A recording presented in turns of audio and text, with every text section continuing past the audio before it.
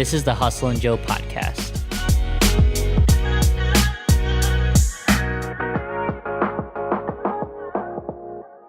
Welcome to the Hustle and Joe podcast. My name is Devin.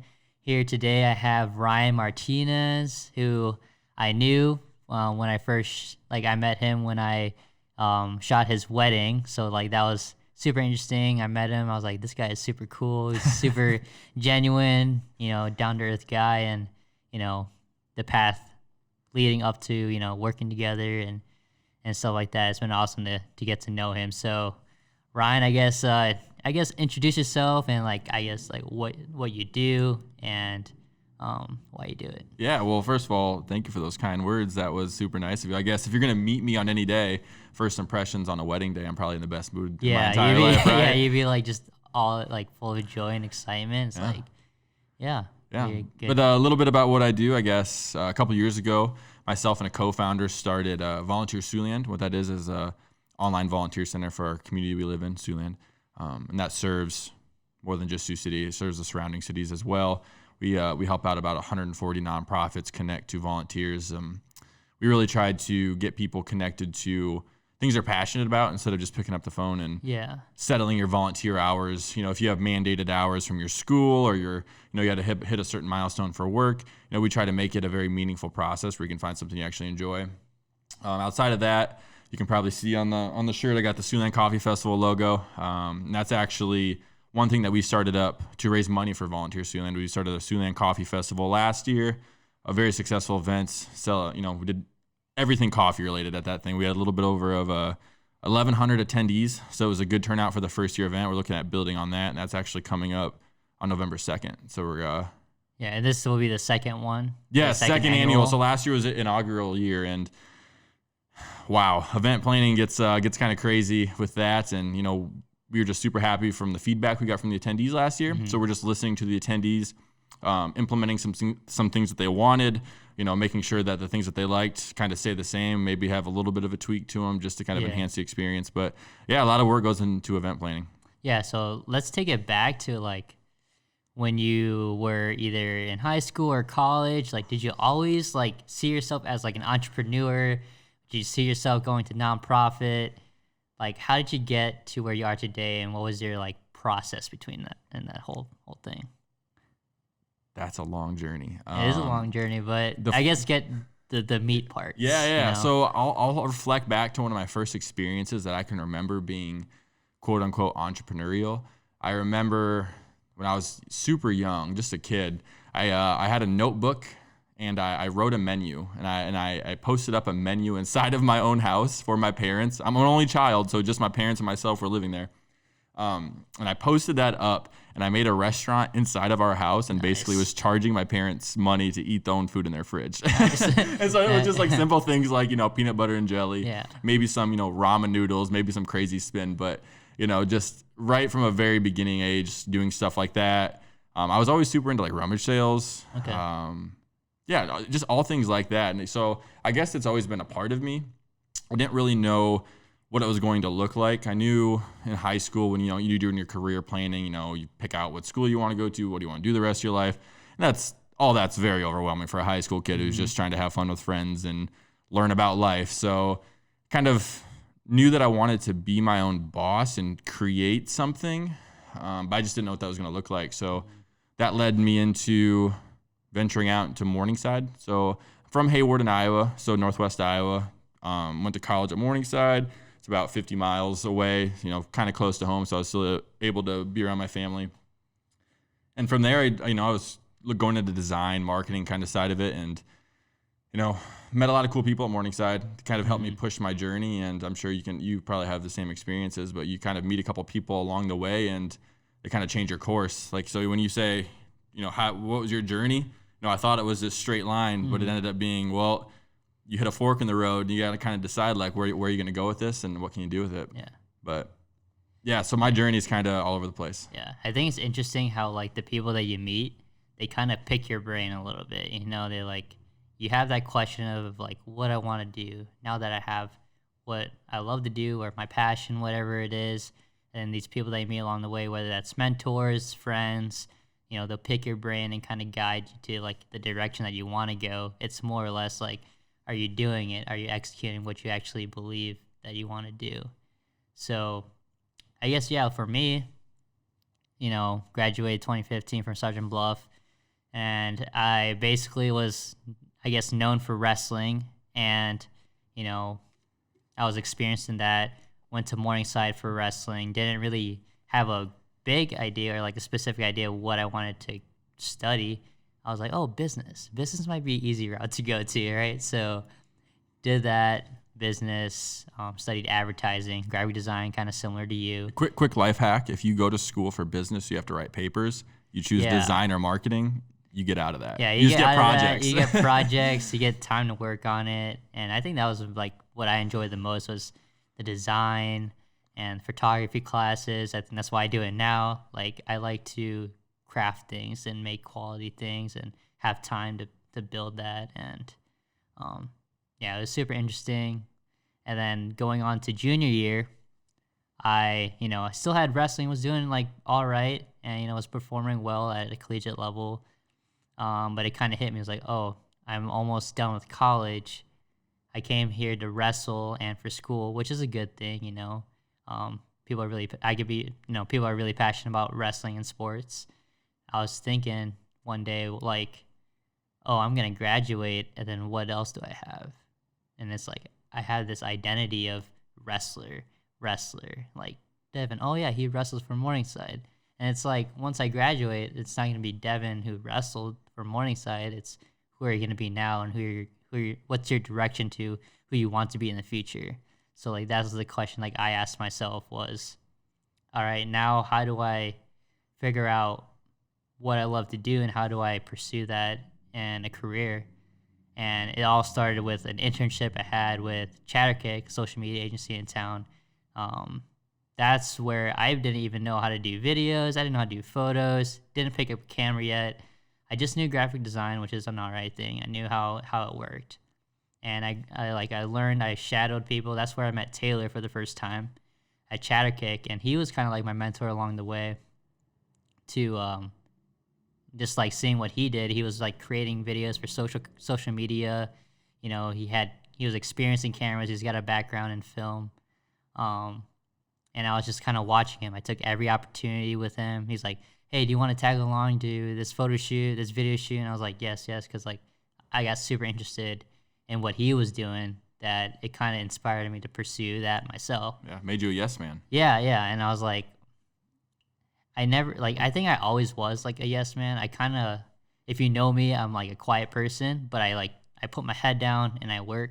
I don't really say much, but yeah. So you're busy executing. You're busy getting stuff done. Yeah. So after that, when I was just shadowing Taylor, picked up a camera, I think that summer, and I was just teaching myself, trial and error, shooting photos, videos for anything I could do, whether that's like an event that I had going on or traveling. I was just trying to make whatever, and whatever I put out was like, this is me. Right. And I just grew along the way, and so I started that like 2 years ago. So I picked up a camera 2 years ago, and it kind of like guided the path of being self-taught and pursuing that now as a career. So that was just super interesting journey for me, picking out what I was passionate about and creating a new identity for myself. Yeah, I think I can kind of relate in that aspect of it, of the execution process, in which I kind of made a comment about. But I think that's what separates a lot of people from people who do and people who talk. Not that there's a bad thing about talking and generating ideas, but there's a level of skill that comes through that's adopted through just executing, learning through failures. Like, a lot of people are afraid to do something and be bad at it, which I think what that's different between people like you and me. We're not afraid to put our name on it if it's something that we created, that we had fun doing. We put it out there, we get feedback, and from that feedback we learn, and from when we learn we get better, which is always a positive curve. I saw this video that Will Smith made on social media. He was like fail often and fail forward, and ever since I watched that video, I just like have that in my mind. Like, no matter how much you fail, that's just an extra step of progression into, who you are and who you want to be. So like, I'm pretty sure he was a rapper at first, right? yeah, he was. Yeah, he definitely right. was. So there's a perfect example. And Will Smith's like one of my favorite actors and yeah. just people. So I always follow him, and he's always got some. He's either always full of energy or got some wisdom to say. It's contagious. Yeah. So, you go to college and you get out, you graduate, and you start a nonprofit. So I guess go more into like why nonprofit and like I guess volunteer Siouxland and the coffee festival. Yeah, I guess to explain all that, I'll have to rewind it a little bit. So right out of college, I guess I didn't do the whole nonprofit thing. So in college, I met, which fast forward to when I met you, I met my best man or the future best man at my wedding, Sean Richardson. And he really pushed me into the entrepreneurial side of things. And through working with him in college on high caliber projects like building actual apps that were being used by real people in the real world, right out of college, him and I were working on a software company that we built mobile apps for people. We built websites, we did marketing, we did content, we did all the above, and it was a fun journey, and it was really full of things that we learned and we've implemented into our careers today.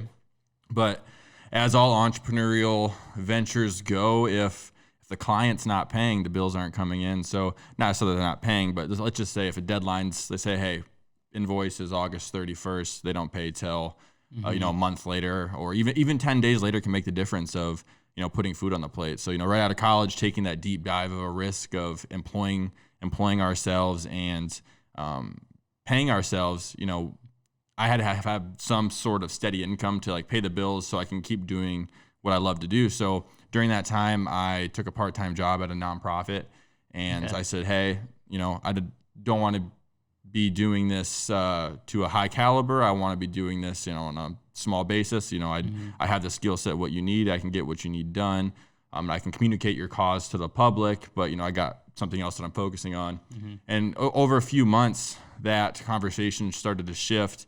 They were happy with the results I was producing. They wanted to bring me on board full time. So the conversation continued to progress, and they brought me on as a director for that company. So I did that for about, I want to say, a year and a half. Don't quote me. It might have been 2 years. It might have been a year.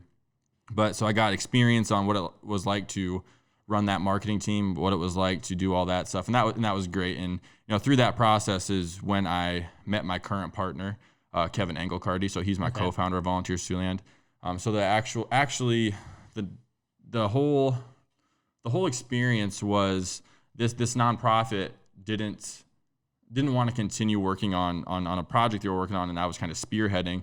And it was centered around volunteers. Yeah. So and I said, hey, look, like this thing that you guys don't want to continue doing anymore, because obviously with nonprofit funding gets tight. So like if things get cut, things that don't directly impact the community, usually get dropped off, or not that they're not doing great things, but it's whatever's needed most comes first, especially when it comes to budgetary things, nonprofit. So this is one thing that didn't make the cut, even though it was having a great impact. I approached them and I said, hey, I would love to see this thing keep going. What would it take for me to take this off your hands and me pursue this? Yeah. So we took that, we ran with it, we grew it into what it is today, Volunteer Siouxland, which is. So you rebranded it then? Yeah. So it was called something different. It was actually a completely different platform. Okay. So, you hear a lot of companies talk about pivoting and, starting with one thing and then doing another. So I took what the nonprofit was doing with this volunteer platform. I implemented software as a service from a third-party company who was already doing this in other communities. So a lot of other United Ways are using this software. But what I did is I took it and I white labeled it. So what that means is I have this entire platform that's built for this exact cause that we were pursuing, but now it has the look and feel of our own community. So when people come to volunteersiouxland.org, they see the Siouxland organizations. They're not seeing these other random ones. Exactly, not from across the country. Right, exactly. And one thing that's really nice about it is it also ties into the volunteer resources for Iowa. So we're actually partnered with Volunteer Iowa. So anything that gets posted on our site as a volunteer need gets posted to the entire state of Iowa. So that's been a really cool process. But, like I said, throughout that, I would have never guessed I would have ended up in nonprofit or, so I went from software company to some part-time work to taking another deep dive off the cliff and saying, hey, let's take a risk. Let's try to start this thing. We started to run with this thing, and like I said, 2 years later, here we are, and we got 140 nonprofits we're serving. I think we just broke 2,000 volunteers. I mean, we're really tearing this thing up. Mm-hmm. Yeah, that's really awesome, man. I guess talk about, I guess the community wise, like how are you able to bring the community together and the passionate people to actually want to be a part of Volunteer Siouxland? I'm guessing like maybe that culture of volunteers in Sioux City like needed to grow stronger. I guess go through the process of like how did you get people to come together for this cause? Yeah, I would say that's really the backbone of what we do right now. Changing the culture of volunteerism in the community. Not saying that we have a bad culture here, but I just think it needs to shift. I think it's a little outdated. Right, you don't pick up the phone anymore and call a place and say, hey, I need a volunteer 20 hours by Friday and it's Tuesday. Like that's just, you're not going to find meaningful experiences like that. People aren't going to stay at your organization and want to volunteer more if you're not connecting them to something that they like. So, I mean, if you were to go and volunteer, let's say at an after school program, you might have a good time. You might enjoy your 1 to 2 hours you go there. But let's say a company needed help with something on their social media, something that you're really good at, something that your time is very valuable and that they can have a higher benefit from. You might have a better time explaining to them what's it mean to schedule a post, what's it mean to get people to hit that like or share button. And that's where it really comes in, where you can build in that one experience for you. It might turn into a reoccurring thing where you say, hey, Devin, or they might reach out to you, hey, Devin, can you come in once a month and just kind of look over what we've been doing, give us feedback? Yeah. And it might just be a good hit. And that's what we're really trying to do, is just connect people to things that they're passionate about. And it doesn't even have to be something that, like, I used your career for an example. It could be something else. It could be wrestling. Like maybe they're like the wrestling academy here in Siouxland is looking for some volunteers, and you might get involved every once in a while just because now you're doing video and you've stepped away from that wrestling, but that wrestling is still a part of you. So that would actually be a better example of you going out and volunteering for something wrestling, something that means something to you. Yeah. That's awesome that now that you're connecting people to these places and, they're, is it like successful, you would say, like the people that are actually reaching out to you guys and wanting to find these, places that they want to volunteer at? Yes, it is. I would say, in my personal opinion, it's successful. However, just with that, it's very hard to provide data. So, we're a new platform. We're trying to educate people that we are a new resource that they can use for free. So it is free for the volunteer, free for the organization. So we have to educate them on where to go, that it's free. We have to educate them that you can track your hours through this. So you can actually, let's say you volunteered for the past 3 years. Well, if you've been using Volunteer Siouxland, we can track all of your volunteer hours, where you volunteered, what type of work you did, and you can actually export that in a report to just kind of say, this is me, this is how I've contributed to the community. And, we have a lot of organizations that are taking advantage of that, like service organizations that go out and do community offerings. Even workplaces are starting to require volunteer hours at work, and employers are letting workers go out and volunteer to be a part of the community and represent the organization. So it's creating a really cool conversation, and it's touching more people. So, if we get one of the local banks to participate in a volunteer day, let's say 30 of their employees go out and they help out different organizations. Well, that touches every one of those 30 employees. And then, now they know about Volunteer Siouxland. And now someone that they talk about, or someone they talk to, knows about Volunteer Siouxland. And it's just like a ripple effect. And, we're just trying to encourage that positive ripple in the community. Yeah. I think, I forget what day it was, but at Morningside, they have an all-campus day. Into the streets. Yeah, volunteer. Did you guys, Volunteer Siouxland has collaborated with Morningside last year? Yep, and so we're actually doing it this year too as well. Okay. So this is the second year that we've been involved with Into the Streets. And obviously with any event of that nature, I mean, there's over 1,000 volunteers for that event. Yeah. So it's a big one. Yeah. So it's a little bit harder to track and get every single detail down to a T. But, we've been able to work with them to get the students signed up, to communicate with the campus, because the campus really wants to encourage these students to be going out and have a meaningful experience at Morningside. So we're trying to help them in that exact way that I was talking about, connecting them to something they care about, which it was really cool because, like, as you mentioned, that Morningside was a part of it last year. Briar Cliff, the college across town, they also noticed that we were helping, and they asked for us to get involved with them as well. So actually today it was Briar Cliff's event day. Really? So over 400 volunteers at Briar Cliff went out today and were volunteering in the community. Nice. Yep. And so we helped them getting connected there, and making sure all of that gets tracked, and then we're going to provide them a report and say, hey, look, here's what your 400 students and staff and alumni did today, and be able to they can share that with their network. Yeah, I remember doing Into the Streets. I think it was junior or senior year.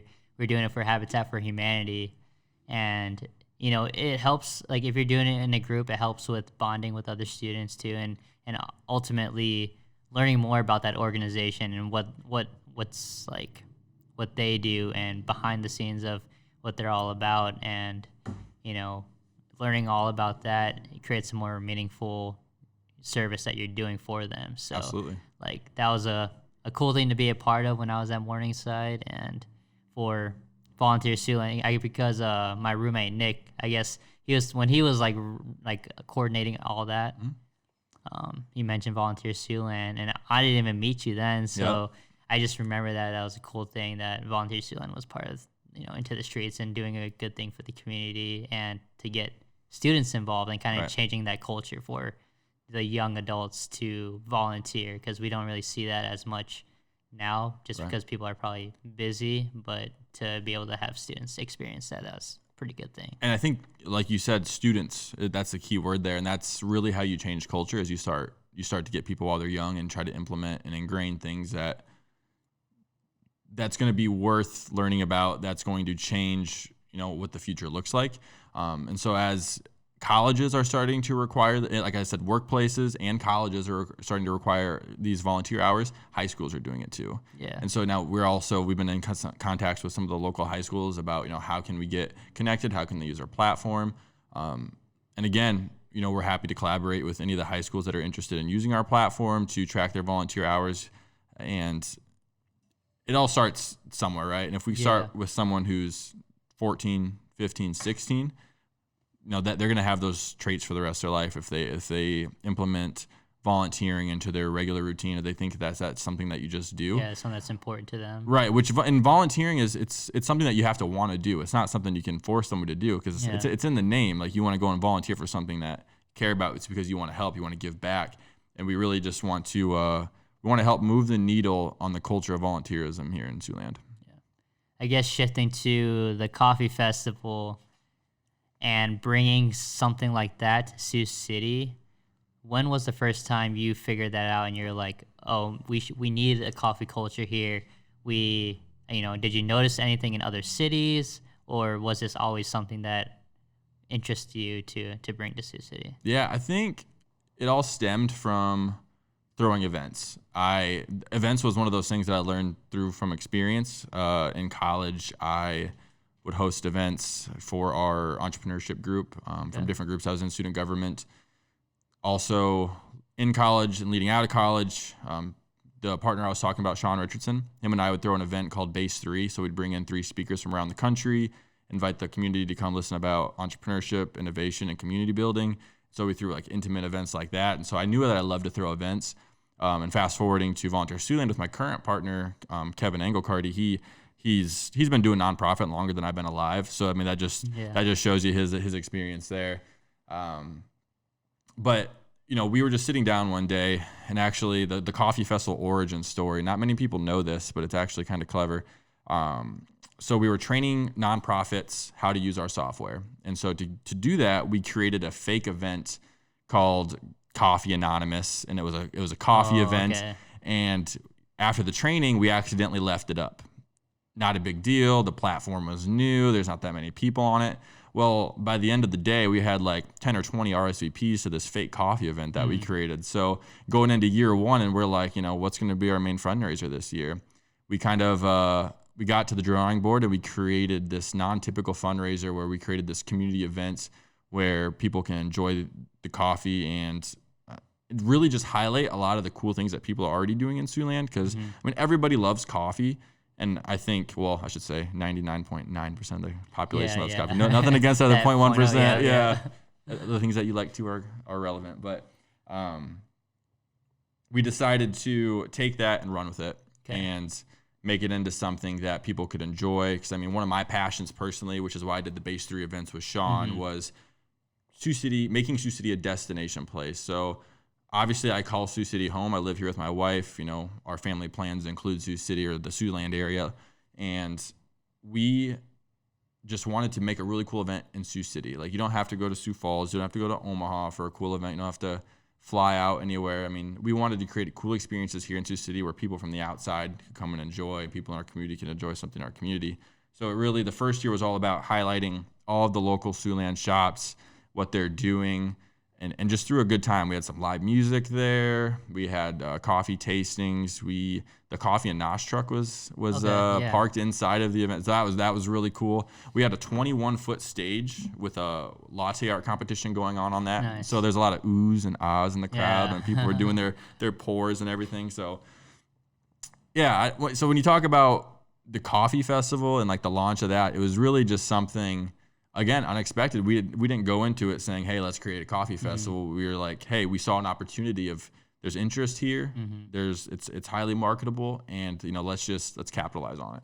Did you have to, for those 10 members that signed up, or did you have to tell them like, hey, this is actually for real? Like until you built the festival, like, did you actually tell them, and what was their reaction to that? Yeah, no, it was a lot of laughter. We actually reached back out to them, and again, it was a small amount of people on the platform at that time. There's only a few hundred, and we reached out to them. We said, hey, this actually isn't a real event. We apologize.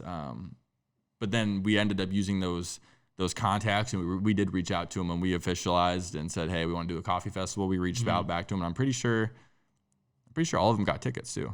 So that was pretty cool to see.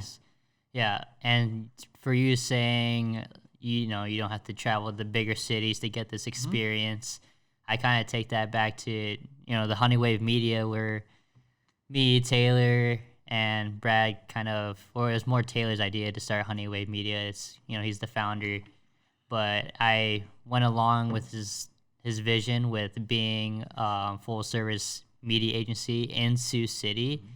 And, in Sioux City, it doesn't really have the culture of creative people or like videography. We're like one of the few agencies that do that service. And I kind of came to thinking, like, halfway through this year, I don't need to live in a big city to do cool things or create cool videos. And I think that being in Sioux City and being in the Midwest, we need that here. It like fulfills me to be like, all right, I can impact someone's as an individual or a brand and help them grow with my services and what I love to do. And I don't have to be in a bigger city to, be successful or whatever, like everyone's definition of success. I kind of like figured that way along. Like this year was my ultimate goal was like after college, like I want to move to a bigger city because I feel like there's more opportunity. There's, family. There's a lot of factors that went into it, but I was like, I know a lot of people here. Like I grew up and learned and did all my videography and I kind of built a name for myself here. So like, why not take advantage of that and do something cool and be based out of Sioux City and, start something cool for ourselves. Yeah, for sure. I think, you did mention that the market here isn't very saturated compared to places like the coast. You go out to LA, you can probably throw a rock and hit 20 videographers, right? Yeah. Where in Sioux City, it's just not as common. And I think that it's pretty apparent that what Honeywave Media is doing is pretty cool, which is obviously why all the Sioux Coffee Festival promotions are shot by Honeywave Media, which get all those nice graphics done. Yeah. But as far as like the creatives, in Sioux City, I think there are creatives out there. Honestly, it's just they need a reason to gather. When people gather, really cool things start to happen. And I mean, just like what we've been talking about this entire podcast, you never know what the next thing's going to be, right? It's those conversations that create those cool ideas that make you take a step forward and like, okay, maybe we should test this out. Like you said, you lined up with Taylor and now you wanted to move to the coast, but guess what? You're here in Sioux City now, right? Yeah. Exactly. It's like if you never met Taylor, do you think you'll still be here in Sioux City? Honestly, I think I'd move up to Minneapolis just Right. because I'm not because of the culture, more so like family, but I knew like I could find like a job or something aligned with creating content, Right. because I know that it's like been on the rise lately of content creation and how much businesses and individuals are producing. So I was like, I could probably find a job somewhere. Right. Like I had faith in that. But then it was more like, I can build something for myself. Right. And I can be around people that have the same mindset and the same drive. So it was kind of the idea of I don't really want to work for somebody, but I want to either work for myself or be surrounded and build something with others that I'm super passionate about, and also the team's passionate about. So Right. Yeah, there's nothing wrong with working for somebody. Yeah, like a lot of it's people. not, no. Yeah, some people get the mindset of it's bad if I go work for somebody, Yeah. but really it's not. It's just learning what you're best at until you Yeah. hit a point where like you're at, where you knew you were capable of producing high caliber content Yeah. and producing it for yeah. national brands. Is that correct in saying? I mean, I would say a national, regional. National reach. Yeah, reach, Right. regional, and we do a lot of local work too. Right.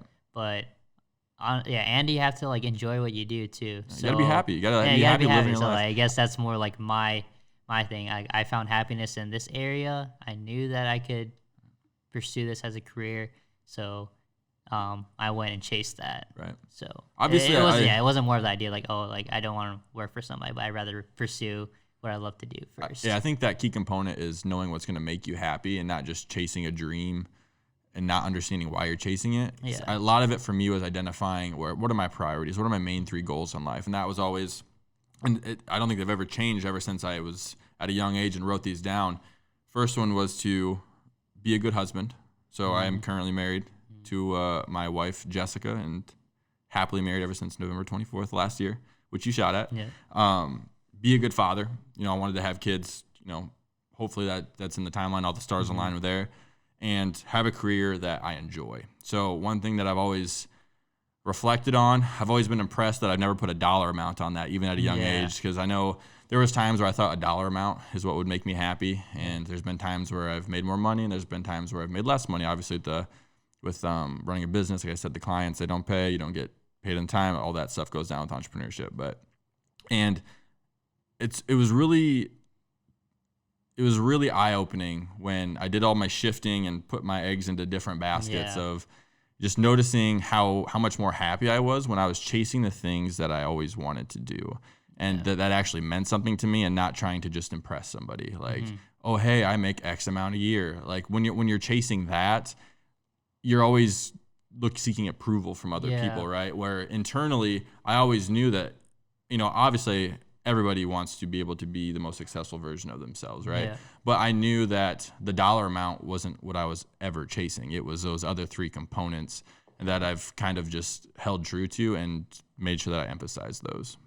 Yeah, I mean, I totally agree with you. I think that when you have all the stuff and you realize, this isn't. I also think it's difficult too, because we live in a social media world, and it's like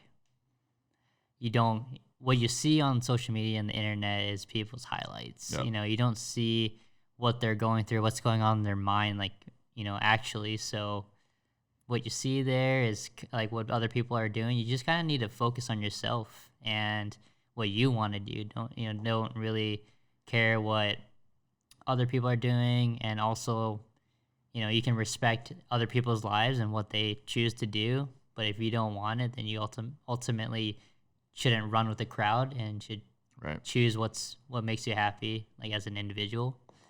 And I just learned throughout the years to be on social media like intentionally. Mm-hmm. If you choose it, I think social media could be a good thing, but also could be a bad thing. I think it could be a good thing because a lot of people, there's a lot of creativity on social media. There's a lot of people doing good things that people aren't aware of, and where people are able to see what's going on and become more aware of an issue and Right. stuff like that.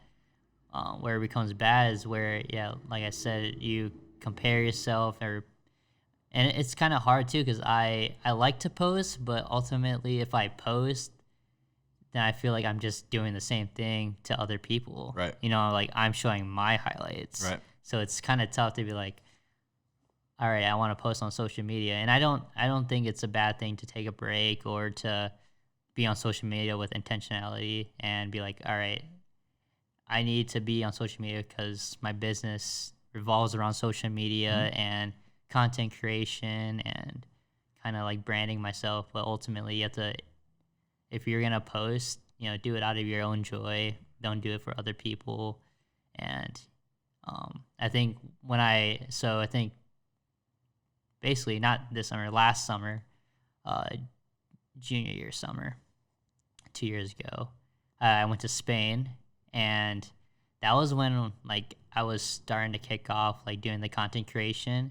But then again, I was still kind of like fuzzy about what I wanted to do. So I went to Spain for study abroad, and that was like super eye-opening because when you go to Europe, like they're not superficial, they're not on their phones. They love the face-to-face contact.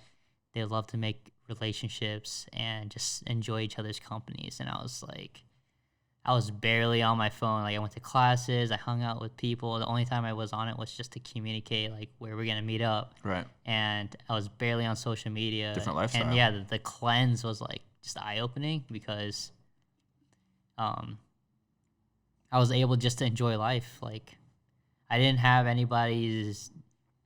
felt like I didn't have anybody's life to compare to.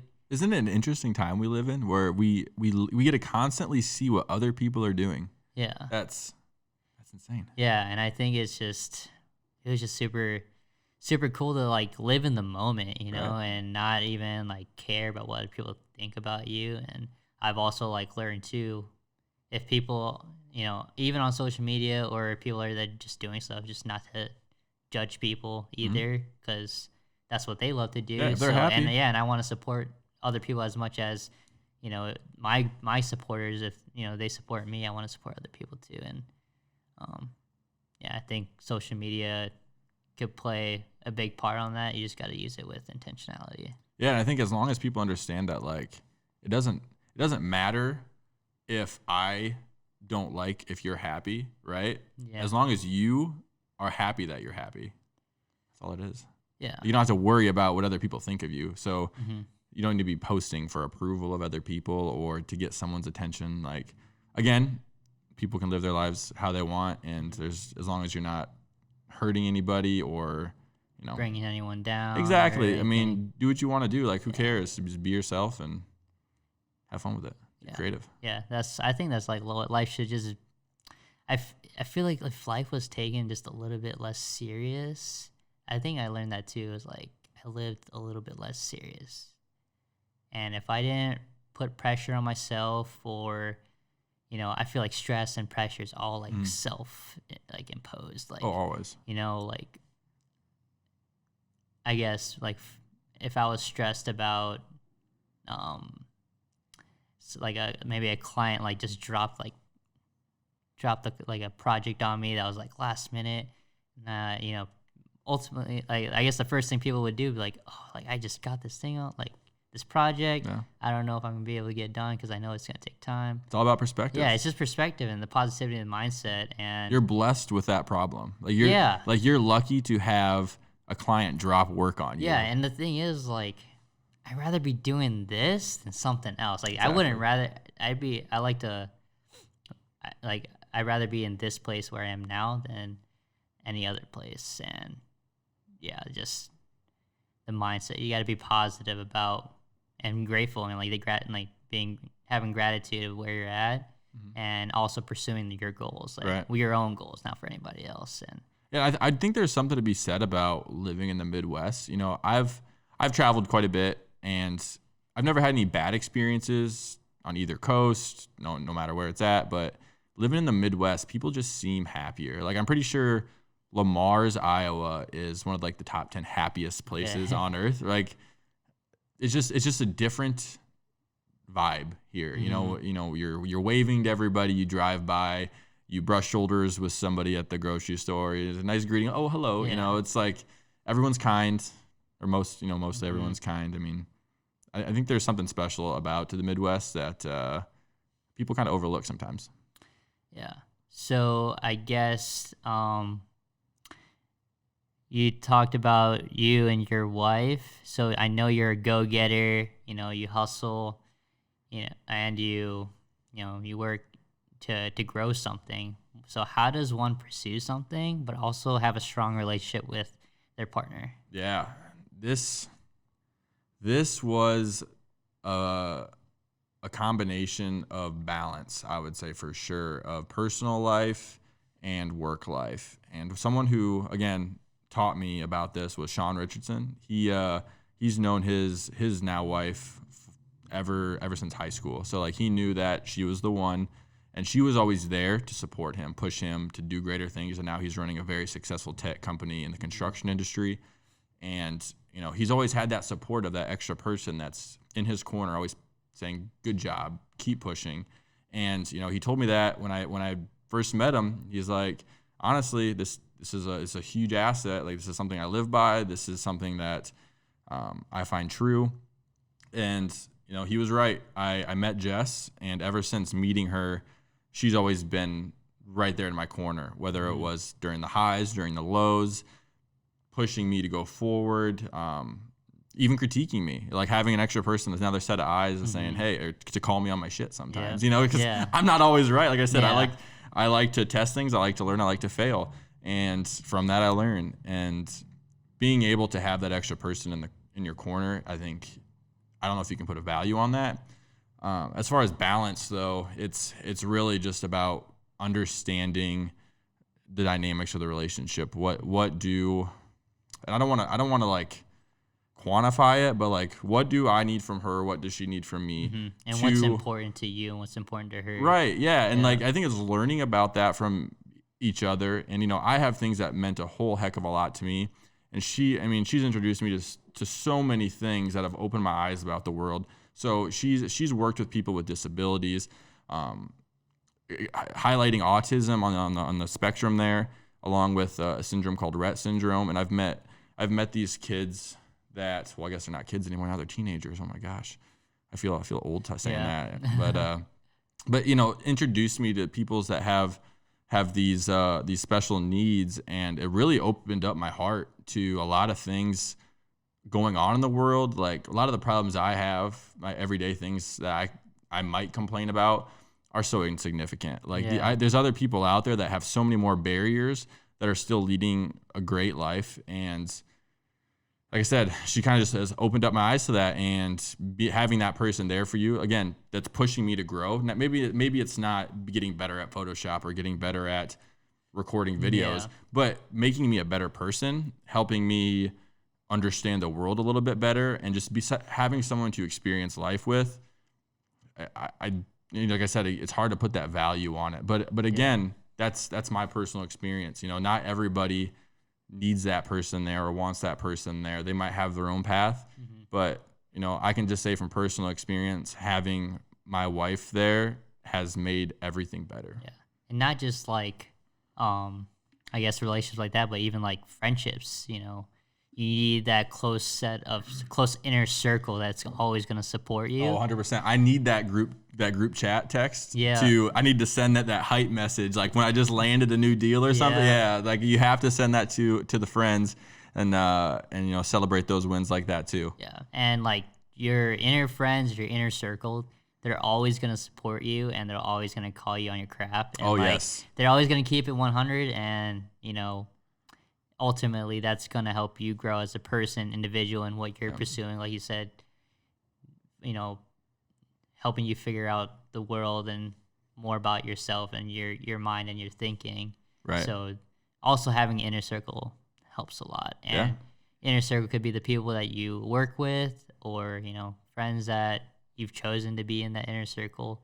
I think you just need to, you know, find those. I don't think you could do it all on your own. No. You know what I'm saying? Like, so yeah, some of the best friends I have too were like my worst enemies at one point. Isn't that crazy? Yeah. It's like those relationships that just get built and that have that foundation of you've been through thick and thin. Yeah. I mean, yeah, some of my friends in my group chat I've known for, you know, the majority of my life. I'm 26 now. I've probably known some of them since I was 2 years old. Like, so when you talk about being able to call someone on their shit, those friends that I've had for life, they have no hesitation, and they'll let me hear it. Because they know you for you and what you're doing. They're like, I'm going to say something because I know also what's good for you. Yeah. You know what's good for yourself, but they also know too because they know you that well. Yeah, and they just know that I personally won't be offended with whatever they say. Not that I'm not an easy person to offend by any means, but they'll cut straight to it, and I think that's something that I appreciate them communicating to me in that way. Yeah, and you just learn to take it too, and for consideration, because I don't know, it's just harder if they're not your close friend, you haven't been through that thick and thin. Right. You might be too soft, and you might take it the wrong way, and well, yeah, and you just need someone there to also just, like I said, celebrate those wins. Like if you're not, you have to celebrate when you have big achievements. Like I get the mindset, because I personally have it, where no matter how good I do at something, it's never good enough. It needs to be better. And sometimes that can be a little too much of I don't want to say negative mindset, but that can be too much pressure to put on yourself. And having those friends there, they kind of remind you that, hey, what you did was good. Now shut up and let's go grab a beer, or let's go take a trip, or something like that. So it's always good to have those in your corner. Did you ever have someone, like, throughout your whole journey till now, like, if they saw you starting something, did they ever, like, have anyone doubt you, like, oh, you're not gonna do good in that direction of your career? Like, did you have anybody, like, actually physically say it, or, like, kind of like you heard it from somebody else? Yeah, I mean, there's been a few of them. It's just noise like that just kind of filters out. To me, it's, I don't know. I've always been able to filter out the good and bad type of people. And so, like, if I heard someone say something like that, I would either call them out on it, or I would just not even. I would just nod off. It's irrelevant. I mean, I think some of it kind of stems from, again, going back into like the high school, middle school years. I was always that kid that was off task. Not that I didn't do well in school, because I mean, on honor roll, all that stuff like that. Like, it was just, I had a different personality type. It wasn't, I didn't need to pay attention in class. I might have been disrupting my neighbor, which, you know, probably isn't the best thing, looking back on it, but I just learned different, and I operated different. It wasn't, I didn't need to memorize all the presidents in order, because I knew eventually, like, when am I ever going to need that in my life? So I think a lot of my younger teachers kind of saw that as a problem, and I think some of them saw it as, this kid just understands what he needs to get done, and understands that this isn't going to be something that he needs. And, you know, I get the component to it where you need to have structure and learn certain things throughout high school, but, you know, there were some teachers along the way that definitely helped motivate me. Yeah. And when you're, I guess, starting to build, you know, the coffee festival and Volunteer Siouxland, like, how important it is to have a team? Like, can you go through, like, how important it is, like, to not just do it by yourself, but to have, you know, even your wife, or, you know, your business partners, or your close friends? Like, how important is it to have that team support you, and having, like, tasks split amongst people to help you out? That's one of the hardest things it was for me to learn, was how to delegate. Giving up control of what you're working on and the quality of what you're working on, and handing it off to somebody else and saying, hey, please do this for me. This is what we need to get done. And you just really need to find that right person. As for a coffee festival, for example, we had volunteers for the event, but at the event there were some fires to put out, not literal fires, but metaphorical fires where stuff needed to get done. But I was occupied, I was doing other things, so I needed someone to lean on and say, "Hey, will you please help me do this?" And someone that I could trust to get it done. And again, coming into my corner was my wife. She was there. I knew that she's very detail oriented. She's very good at communicating with people. She can hold herself in a professional manner and represent the coffee festival in a positive way. And I said, multiple tasks, Jess, could you please do this, this, this, and this? And she just nailed it out of the park. And so, looking at this year, she's agreed to help, officially be one of the volunteer coordinators so that I can understand all the roles I need to get done, and that I can communicate them to her so that she can kind of have a structure and lead our volunteers in saying, hey, you guys over here are going to be doing this, you guys over here are going to be doing that, and it really just helps the structure. And that's as far as delegation goes. But when it comes to partnerships and things like that, working with somebody, especially when it's just one other person, you really have to be able to let go what you think is right sometimes. Because there's been times where what I wanted to do, I still think could have been cool, but what we ended up doing was what one of my partners wanted to do, and that was still successful as well. So there's no one solution to that, and sometimes you just you got to find that blend of the partnership. Have to be open-minded to a lot of ideas and kind of just letting that ego go and be like, all right, I also trust your judgment, right? And you have to kind of collaborate your minds together instead of having one mind, but two minds are better. Right. So you have to also let someone that might know the situation better, how to do this or do something else better, and kind of just trusting that exactly. process. I think that's kind of also hard for entrepreneurs, because you're a self-starter and you do everything yourself, and you never, if you're kind of exposed into a team or your circle and you're used to doing stuff by yourself, it's kind of hard to get out of that. You train your mind to do it all yourself, and then it's like, no, I can't, because then I get overwhelmed. Right. And communication is key. Communication. Yeah. And I, being part of the Honeywave team too, and Taylor's done a good job of trusting me and trusting my judgment on projects and stuff. So he would be like, "Hey, I need this quick project done as soon as you can," and he trusts me with my production ability and able to be self-sufficient and get things in on time.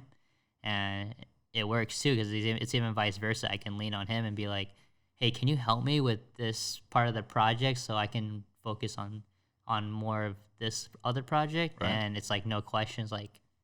We already know that we're a good team, and we can Right. create at a high level, and not just do it ourselves, but collaborate together and just be able to lean on each other for certain things. I think it's important, though, that people don't force partnerships. I've personally witnessed some pretty bad fallouts where people, they have a similar vision in mind, but they don't have the same way of getting to the same destination.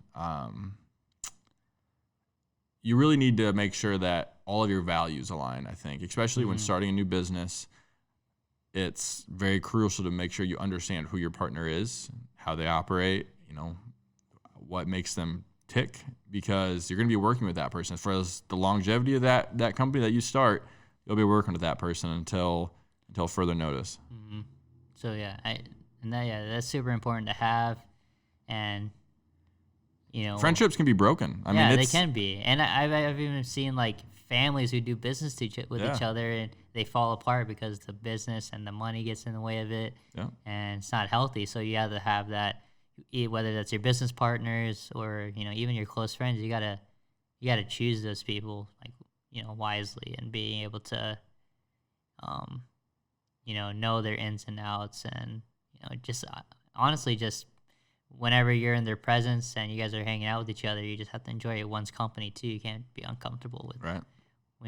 So yeah. And then I guess let's talk more about the coffee festival coming up. Let's hear it. And when it is, what can people expect, and and how is that going right now? Yeah. So November 2nd from 10 a.m. to 3 p.m. at the Sioux City Convention Center.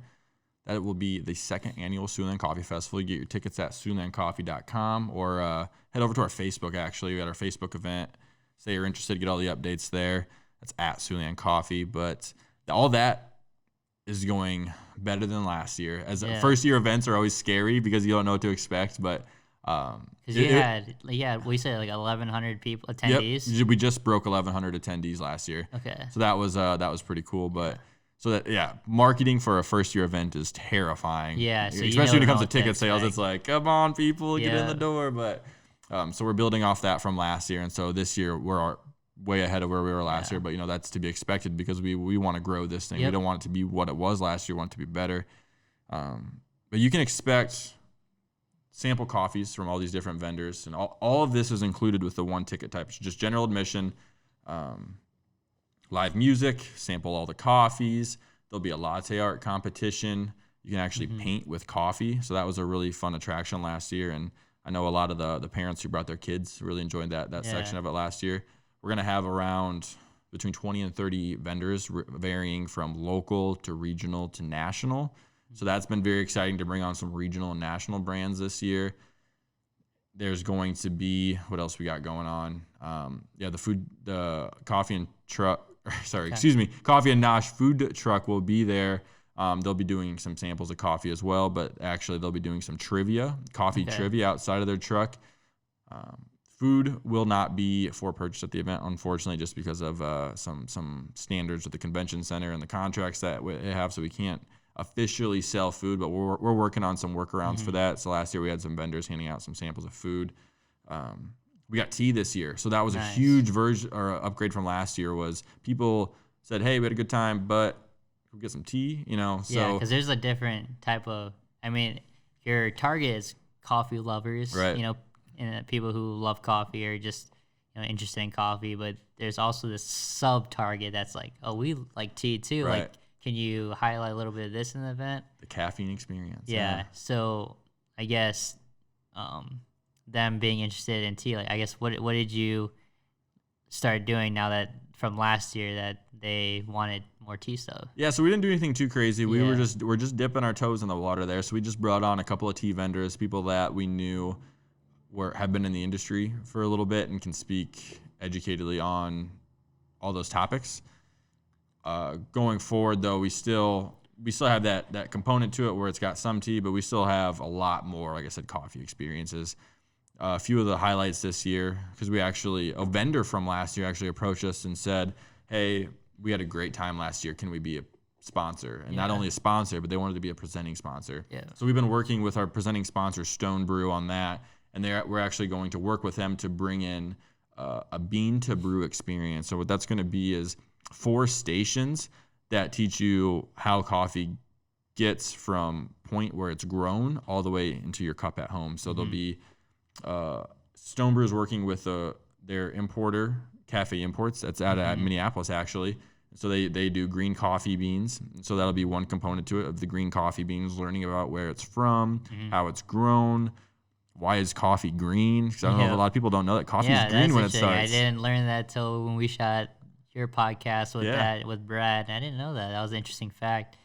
And you guys are also talking about homebrew methods too. And a lot of people like coffee and they make the traditional, like maybe drip, the ones that they're used to, and talk a little bit about how that's going to go down at the festival too with the homebrew methods. Yeah, for sure. So the first component to it's going to be the origins, and that's going to be a Stone Brew / Cafe Imports experience. I'll kind of just walk you through. The second station will be a roasting experience where you can actually learn about roasting, the different types of roasts, light, medium, dark, all the above, and you can actually roast with the roaster, and so that's going to be really fun. You can actually sit there and roast with a roaster. Really? You can roast your own coffee. The people that are attending can go and roast their own coffee. Yes, you can actually roast your own coffee, which is a really cool experience if you've never been able to do that before, which I'm assuming most people haven't, because I personally haven't until I was able to throw this festival. So that's I would highly encourage you to get in line for that. And that's only the second part of that process. So now we have origin, now we have the roasting, and then the third part of this component to it is the shop terminology / cafe. So when you go to your coffee shop, there's a huge menu full of Yeah. very confusing different drinks that you've Yeah. probably never even You ordered. don't even know what's in your drink that you're ordering. You're just ordering it. Exactly. Right? So you're probably getting the same thing over and over again, Yeah. but there's about 100 other different options up there. So we're going to be bringing in some shop terminology to kind of decipher that menu and kind of clear those things up to hopefully get you onto a better drink. Because me personally, I used to drink just regular black coffee. Then I kind of worked my way up to lattes, but then I ended up finding out my favorite drink is an Americano. And obviously, everybody likes to try the pumpkin spice things now this time of year. And what's in the Americano? Can you, I guess, explain that? Yeah, so an Americano, all that is, it's like, so if you like brewed, just fresh brewed coffee, black, or even if you had cream, the Americano is just taking that straight espresso. So it's not just drip coffee. You're taking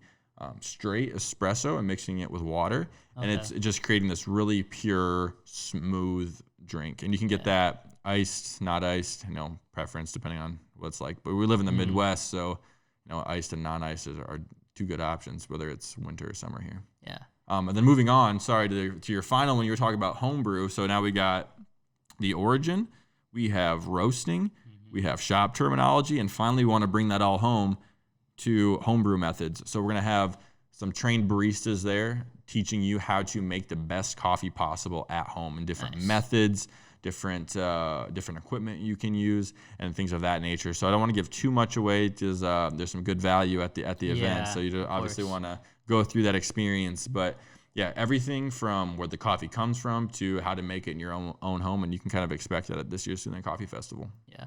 So as a event organizer and the person that's kind of been putting these events together, how important is it to have those interactive activities there?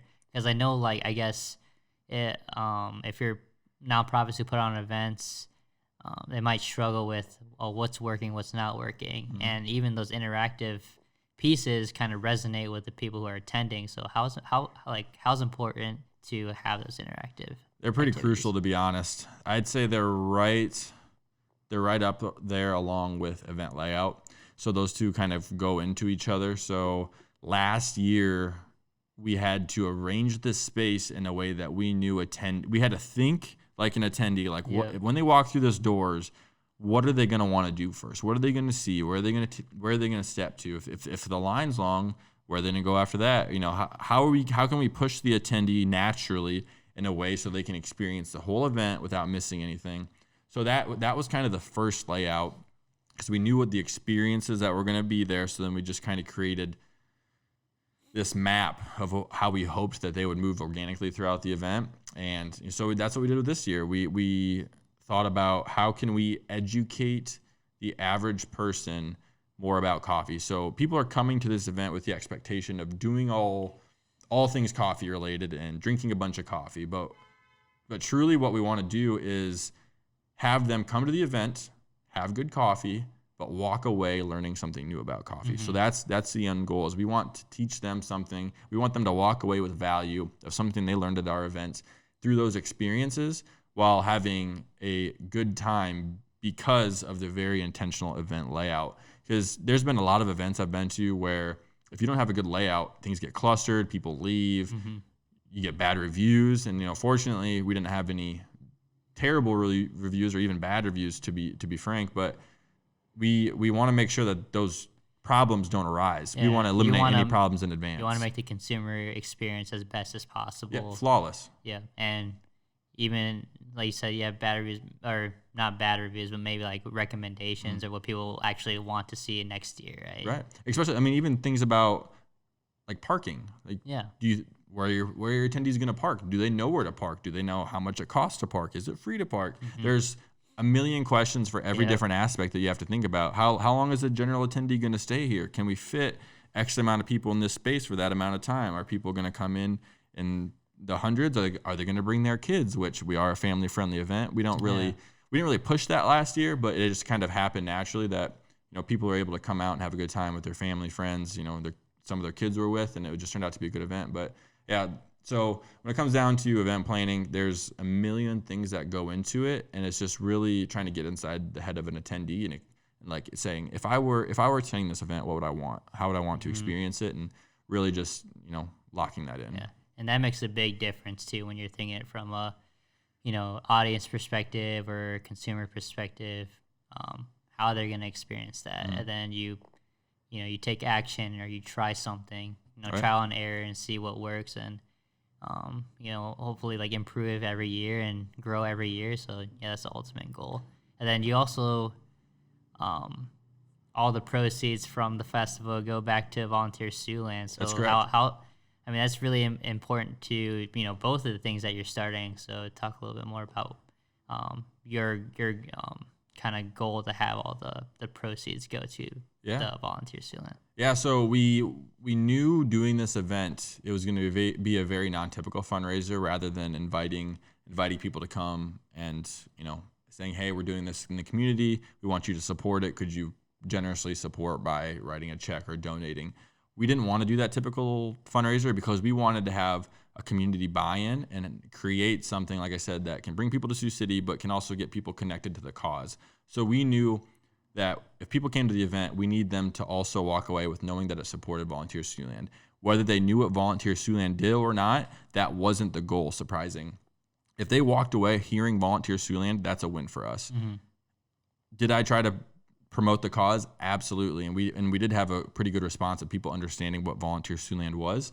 But again, the goal wasn't necessarily to make the event to highlight Volunteer Siouxland. Yeah. We were highlighting the coffee culture in our community, but it just happened to be benefiting Volunteer Siouxland. So that's been one fine line that we've been writing, because obviously we want to let people know that the proceeds are going back to this cause that is within their community. But you don't want to mix up the messaging, because you don't want it to be sounding like, oh, they're coming to this event to support the volunteers, which that's great if people are doing that, and we greatly appreciate that. But that's not what's going to attract the mass. We're talking to the coffee lovers, the people who are willing to drive from Sioux Falls, from Omaha, from I think Lincoln was our furthest attendee last year. Someone drove from Lincoln, Nebraska to come to a coffee festival in Sioux City. Right. So we knew that's who we're trying to communicate to.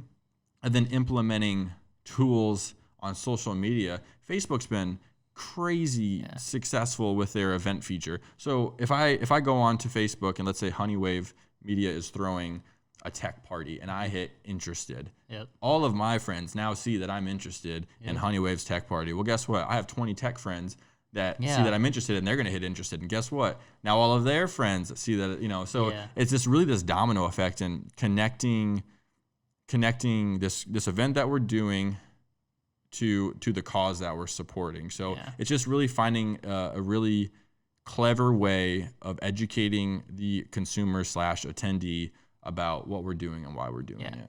And it's more as like kind of like it's not like contributing just to Volunteer Siouxland, but it's like we're putting on an event that's for coffee lovers, and like that's our goal, is to help educate them at least one thing about coffee. But it's just an add-on to be like, like the proceeds are also going to a good cause. Right. And you can know that when you leave and you're enjoying the event, that what you put into it is actually going something that's going to benefit the community. Yep. And you can do that just through like adding maybe on a couple posts throughout, leading up to the event promotion. You throw that in there. That's one example. When you're going out to people and sponsors, you're talking about the cause. But for the attendee, like you said, you can do that in a way of signage. You can do that personally greeting people. I could have a bunch of volunteers, and all the volunteers for the Siouxland Coffee Festival, I could have that as a part of their duties of like just talking to people and saying, hey, how are you guys doing? You having a good time? Yeah. Did you know that this event supports Volunteer Siouxland as well? And it's just like, again, it's just that added value that it's the good cause. And it's been really fun to be able to educate people in that way too, because it's they don't expect it, right? It's just something that just happens, and it's really cool to see, again, where that ripple effect, where it all leads to. So we throw a coffee festival. Well, now how many people just signed up on the Volunteer Siouxland platform? Because then we can kind of see a direct correlation of, well, these people heard about it. We didn't tell them to sign up, but they purposely went to volunteersiouxland.org and signed up because they heard about it. And those are the people that we really want to have on the platform. So I guess coming to the end of this podcast, I'm getting a little extended, but the show is called Hustle and Joe Podcast for the reason. Joe meaning cup of Joe, coffee. And So basically, my question, I'm basically gonna ask like 2 questions. Yeah. So the cup of Joe is like you wake up in the morning and it gives you this drive, right? The coffee. I mean, for some people they enjoy it. For some people, it's like, oh, I wake up, I drink coffee, and I'm ready to go, right? So what is your drive? What is the reason why you wake up and you do what you do every day, and that?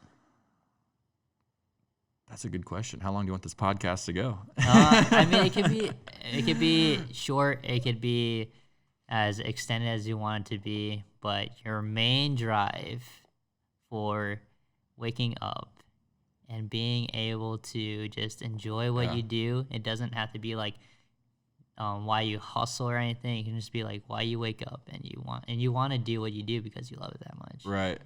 I think the impact is what honestly keeps me driven, and also what keeps me happy. Knowing that I'm waking up, creating or doing something that I've started with somebody, and that it didn't exist before, right? So if I were to just disappear and my partner were to just disappear, like it wouldn't exist anymore, right? So I know that continuing to do this can affect a lot more people than just my time put in. So my time put in to me is worth the effect that it could have on the Siouxland community.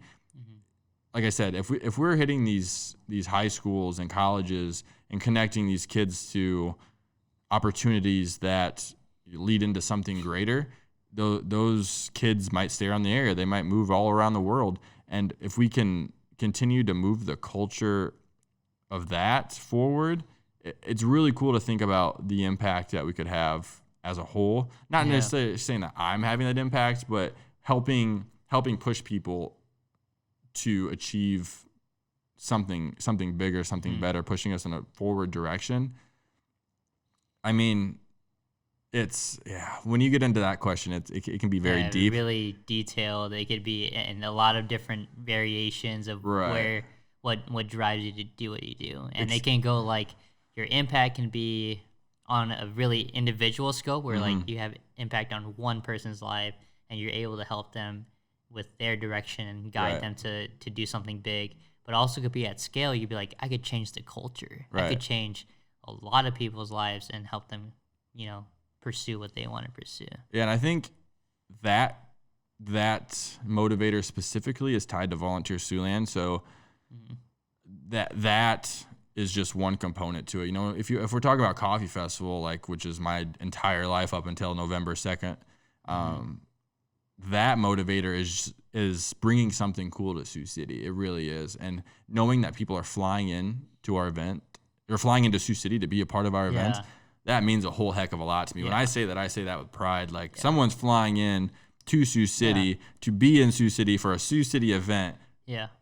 More people just need to do stuff like that. And then that's when people stop saying, oh, Sioux City doesn't have anything to do. Yeah. Because Sioux City has a lot of cool things to do. Yeah. And I wish people would just realize that and just kind of break down those barriers. Again, but those two are work related, Yeah. But if I didn't have the Siouxland Coffee Fest or Volunteer Siouxland, I can tell you right now I would still be happy. I still, have a great relationship with my wife.